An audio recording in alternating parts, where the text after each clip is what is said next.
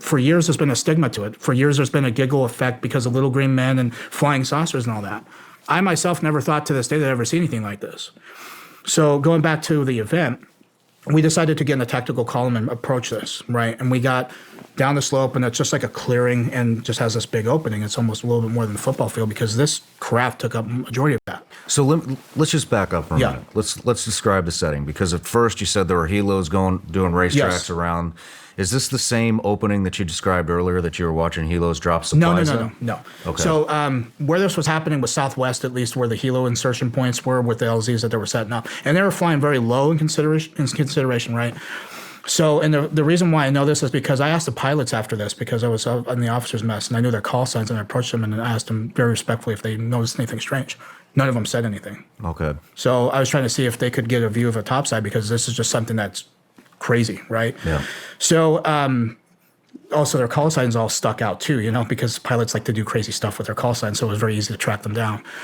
But having this happen on the north part of the slope and it goes down, and obviously, the way it was transitioning colors, which was kind of the way that it appealed, because it was transitioning for a light matte black, a light matte gray to a dark matte black, and just kind of ranging in between, right? Let's rewind a little bit before we get into the description. Okay. What was the activity with all the other helicopters? Were they active at the time that you saw the Honestly, UAP? When we started going down there, no. Okay. And I don't know, because obviously we were occupied with this. How far do you think it was? So from the LZ where we were at was 300 meters roughly, okay, plus the slope that was concealing plus vegetation. Down the slope, it was like 400 meters maybe. So we got close. We trucked down quite a bit. Okay. About 150 meters outside, 150, 200, right, halfway. And so maybe about a click away. Possibly, yeah. At the farthest. The craft itself might have been a click up. Okay. Yeah. And as like I said, the reason why I know how big this thing was because... Did you see it as you crested the hill? Yes, I did. And that's where I took videos and pictures of this thing. That's how I was able to see it, because, taking pictures of the chaos going behind and everything, you see in the rubble, burning buildings, flooding and all that kind of stuff. And then you turn around and I'm like... So you crest this hill. Yep. You look down into the valley. Yep. And there's a clearing. There's a clearing. With a UAP. Yes. Just sitting there. Sitting there, hovering. Rotating clockwise, yep. And that's in transition to this color spectrum I was telling you too.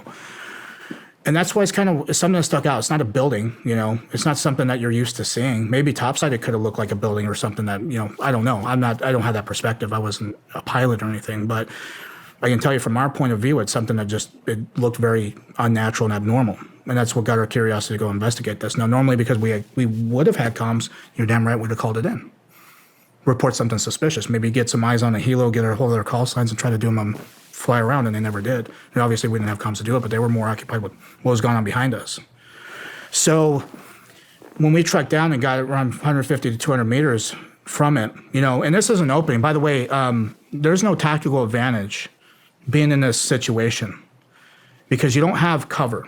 It's jungle. You have concealment, but this kind of concealment with vegetation is not bulletproof. Mm-hmm.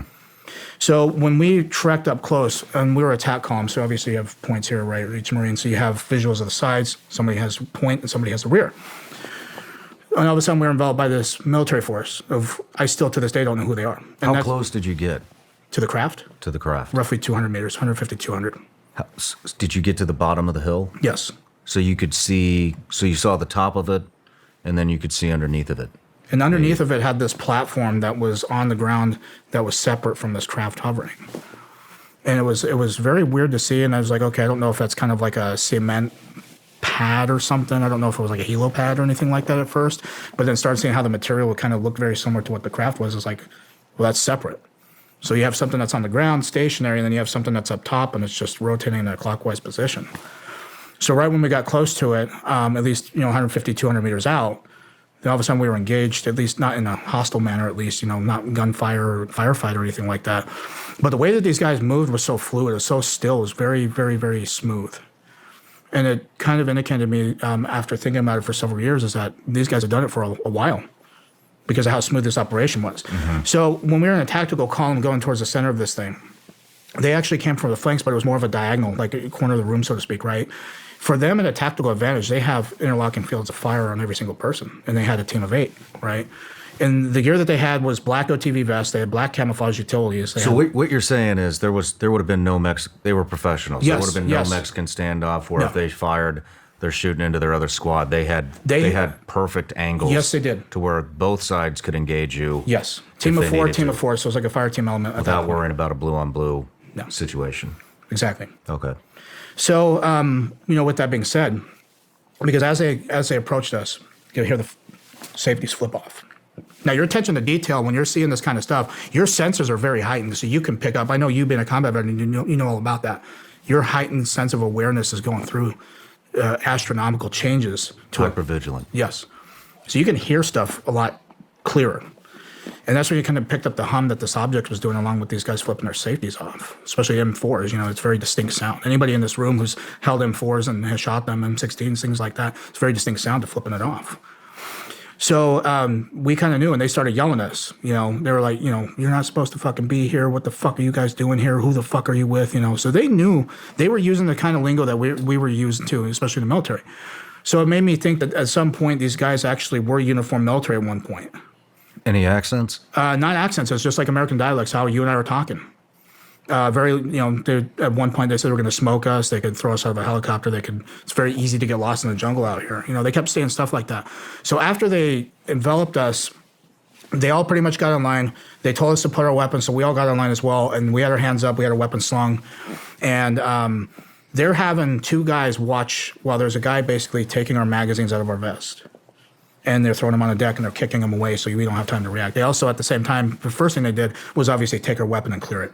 But they took the magazine out and they actually held it in a way to where they could pull a charging handle and collect the round and have it not hit the deck. So the way that these guys operated was very smooth.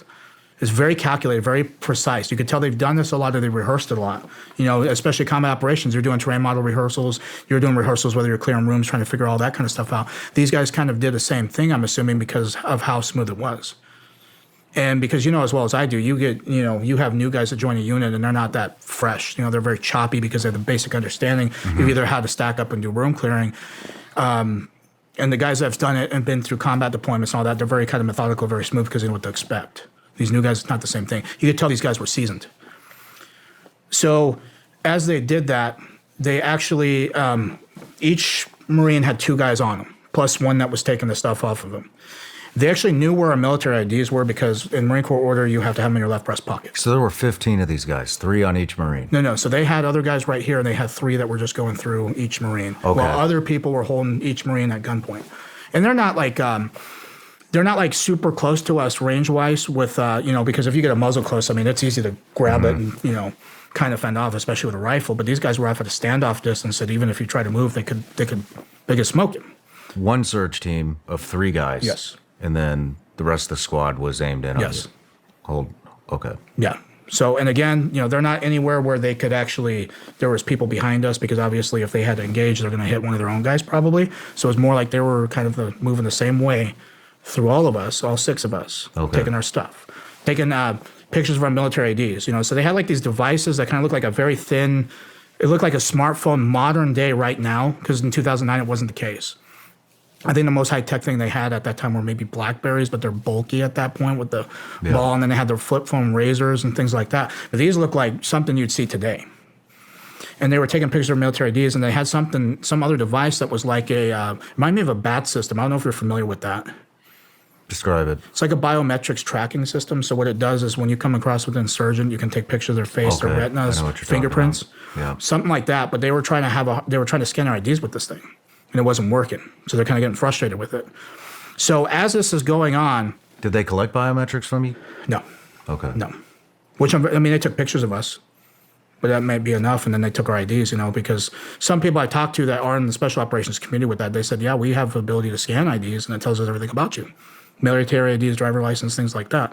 So it's very high-speed stuff. And considering this was in 2009 compared to now, of course, they had this thing that they were using to load up stuff. It's very advanced physics, something hovering off the ground, not making any sound, but an audible hum, like a guitar amp or something that's like a transformer. So it didn't sound like a jet. No. It didn't sound like a helicopter. Hell no. There was no engine noise. Nope. Just a hum. Just an audible hum. It's very creepy to see because it's not normal. Was it like a bassy hum? Yeah. Yep. Okay. Like a guitar. Like if you were to unplug it, I mean, it wasn't the same pitch, but it was like the same kind of sound, same kind of noise it emitted. And so as they're searching us, we're watching this thing happen. And that's when we started seeing trucks come from our left and go onto this platform. And they were up-armored 350s. I know exactly what 350s are. They were kind of beefier trucks. They were matte black. When they were coming at us, and they go left. And I was glancing between what was going on in front of us with these guys, and then all of a sudden glancing over to what was going on behind them. And that's when I started seeing the key details of this thing. Like it had like a scale pattern on it, kind of like an octagonal, because the craft itself was like an octagonal shape where you could see points. Had a pyramid structure on top that was black, and you can see the shadowing of it as it rotated. But it was rotating very slow. And then it had like these vents on every single corner on the middle part of these the panels anyway. There was like a Vanta black. It was like a dark black that would like absorb light. Very weird. What do you mean by that? A dark black that would absorb light? So if you're ever familiar with the BMW, they painted Vanta black. It was like a very super dark black. It's not like a reflective material at all. The matte black? Yeah, but very, very, very, even darker than matte black. Okay. Like you could shine a light at it and it won't even illuminate. Like the Batmobile? Kind of. Something like that. But even, it was like very dark. So only I can describe it as like that Vanta black. Okay. And when you mean absorb light, you're saying if I shine a laser on it, you might not even see the laser, Correct. or it would be very dull. Correct. Okay. Something like that. So we're watching these vehicles, right? These trucks. Now, the thing I would say on the front of them, because Humvees, the military has, they have the IR lights on the front near the headlights that you can drive at nighttime with your knots. Though they had the same thing because they had the same kind of slits that had the IR lights. But they had weapon cases in the back of each truck bed. And, you could store like a couple hundred weapons, maybe 100 weapons, maybe a platoon, a company-size element. And it was the same Pelican casings that we would use to store stuff when they were transporting, so very big cases on 2 of them in each truck bed. And then they had a shipping container thing. I mean, it looked like a shipping container, but smaller and half the size. And the thing that was different about this is it had a cylinder on the front of it that was towards the truck. It was like parallel to the ground, just a cylinder right on the top of this thing. And for years I thought, okay, there's got to be oxygen supply or like a vacuum sealing thing that you would, because obviously I'm thinking it's drugs. I was like, okay, so this is a very advanced way to do that, just years of thinking of this. And come to find out, when I gave my speech in D.C. on that Saturday for the Disclosure Project with Dr. Greer, he's got a lot of people coming out of the woodwork, by the way. And this gentleman, I'm not going to give any detail. I know a little bit about him, but he works in some of these projects at some very controversial facilities. He's aware of what was going on. After I gave my presentation of this, he confirmed, he says, no, he's like, I don't want to leave Michael hanging out there, but I was not expecting to come and talk to you about this. And he went explaining what the operations do, why they do it, and what they were using them for. And he says, there's not drugs that they're putting in these shipping containers. He says it's humans. Human trafficking. Yes. His own words. And, of course. And he also wants to come forward, at least with him and 30 other people that are involved with that part of the work. But it was very disheartening to actually get that information relayed to me. Because here I'm thinking for years it's drugs and it's a much sinister thing. But it makes sense because they use natural disasters that people are going to be missing anyway. Yep. Scoop up people. I mean, I've been covering human trafficking this year. Right. And that's, a lot of the human trafficking comes from third world countries in distress. You're in a third world area. Yep. In distress, right after an earthquake would be, it's prime. Yeah. Prime time to do a human trafficking operation. Right. How big were the containers? I would say probably 8 feet and 10 feet. 8 feet tall, 10 feet within. So like maybe half a Connex box? Yeah, about that. Okay. And they were kind of like on the trailer that was underneath was kind of like a regular Humvee trailer that you would see kind of pull stuff, something like that. How were they being lifted into the craft? So they were driving onto this platform that was angled, so it hit, and it just raised up, and they were just driving on this ramp. Oh, the truck would go up? Yeah, but the whole thing was a ramp. Okay. Like a circular ramp. And obviously I can't see what's on the other side of it, but I'm assuming because it's a circular pattern that it's going to be the same on the other side. Because they would drive onto this platform, and at that point I saw all the doors open, 4 guys would come out, and then I'd go back to what we're facing here with these guys searching our stuff, asking us questions, taking our IDs, trying to intimidate the crap out of us. And so I can see the guys come out of the truck. And that was making me think too, like, at a tactical advantage, we didn't have that. There's only 6 of us, basically trained infantry Marines. And there's these guys here that are, doing this operation and very skilled, very methodical, very calculated, very precise. And if there's 8 of them, and all of a sudden every single truck has 4 of these guys, I know that it's not just these guys that are running the perimeter. They could have been 40 or 30 or 40 people. Yeah. Could have been a platoon-sized element. And the fact that we have no concealment, we barely have any concealment, because if we were to run and bank off the sides here to go to our flanks, they could just engage us. There's nothing to hide behind. Yeah. Vegetation ain't going to stop bullets, But so there's a lot of questions I have too, because it's, obviously if we would have engaged them, then the whole rest of the force behind us would know about it because it had heard the commotion. Yep. How many containers do you estimate were put into the craft? 4, because I saw 4 trucks. 4 containers. Yeah. And there could have been more, but at that point where we saw, we could have, because we stumbled onto this thing. We ruined their operations, so to speak, because we weren't allowed to see that. Let's talk about the craft. Okay. How big was it? 300 feet is what I'm estimating, about a football field. And the reason why I say this is because we flew on CH-53 Super Stallions. I'm sure you're familiar with those, your time as a SEAL. They're roughly 100 feet. All right, so from nose to tail, if you lined up 3 of them, it'd fit 3 of them under this craft. Because I can see, especially the operation behind us, you kind of see them off in the distance, so you try to gauge, as a Marine, you're always trying to judge distance, you know what I mean? Because if you're having to engage, but lo and behold, we end up having a surprise right here happen with these guys.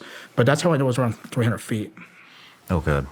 And it was circular. Circular. It's like an octagon because it had like corners on it. That was like an octagon shape, but still circular. Could you see, was it one smooth piece of metal? No. Was it panels? Panels. Yep. Just describe more. Were there windows? So there were not windows, nothing I could see like that. It just had that Vanta black vent looking things on each corner is all I saw with that. And it had like an octagonal scale pattern that went through it. It honestly reminded me kind of like a design for an F-22 Raptor. Okay. I like the top of it kind of looks like that. Yeah. That's what it kind of reminded me of because it would transition those colors. So I suspect, I've had people I've talked to about this to say, well, Lockheed Martin has reverse engineered stuff that's circular. Raytheon, they have triangular craft. And he said it might have been Lockheed because Lockheed also made the F-22. Interesting. Similar design concept. Now that I think about it, right, because at this time you're not really thinking about it. You're like, I'm more concerned with these guys and who the hell they are. So after we witnessed the last truck going on there, and we're still dealing with that, I got searched already, of course, and I'm just paying attention to what's going on. I'm making sure my guys are good too. And all of a sudden, the trucks, we never saw them again. They were not on that platform. There was like boxes and stuff that were on that platform. And so I'm assuming they either drove off on the other side or disappeared or wherever they went. I don't know.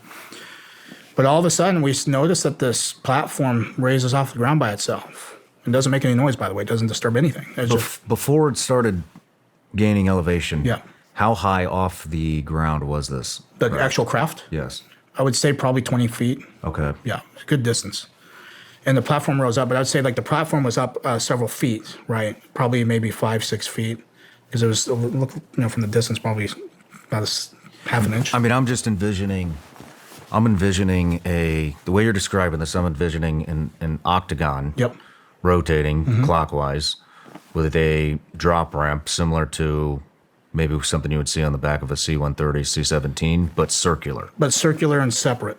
There's no cables. There's no. Okay. Yeah. Was the ramp attached to the craft? No. So there was just an opening. It was just an opening. Like the bottom part of the craft was what I'm assuming, because that's where I saw it lift up and go into. It was like the bottom part. It was like the floor itself was like the platform, and they were just rolled up, right? But at the same time, the top part leveled a little bit and went down to meet with this. And as that happened, you start to see it rise up past the tree line. And it's not like a super fast and just rapid. It's just like kind of slow. As that's going on, the rotation has not changed. The audible hum has not changed. But it's not like somebody hit the gas and you hear a different. Yeah, it's nothing like noise. that. It's just constant. Okay. Each point on that octagonal shape started to illuminate colors. And it was just one color per point. It was red, it was green, it was yellow, and it was blue. Those are the only colors I saw, and it was rotating, right? As soon as it got to the top of the tree line, like cleared the trees, this thing shot off to the left. And to the left was the ocean, by the way. This was going west. How far to the left was the ocean? Probably a good 1.5 miles, maybe. That's it? Yeah. It so you're right on the coastline. Yeah. Okay. Probably, I would say, it could be 1.5 miles to 3 miles, I'd estimate, because I mean, that's just estimation. I don't really know, because it took us a little bit when we landed into the near Padang City because we landed at the airstrip, and then we took like a several-minute flight going from southwest to like northeast part, roughly. So I'd say probably a couple miles to kind of estimate. And like I said, it didn't change pitches of noise or anything, and it just completely shot off. I mean, it's just like a blur that went left. Didn't make a sonic boom like you'd see a fighter jet when you see the pressure that, you know, the way that happens. It didn't disturb any of the trees like rotor wash would do on a helo or a jet flying the map of the earth and leaving exhaust and blowing the, you know, you kind of see Top Gun movies when it cranks up on that. Nothing. There were even coconuts that you could visibly see on these trees. None of them were disturbed. No shit. Yeah. And me, I like aircraft. You know, that was my thing. You know, I wanted to be a pilot, but that didn't happen. I wanted to fly the Harrier. And I know about aircraft. I know everything that we've got. I know everything about them. You know, from a little kid, that's all I wanted to do. You know, but obviously then being infantry was the next best thing. So it wasn't something I've never seen before, something I know that we didn't have, at least in the conventional wise, on top of the military force that was there.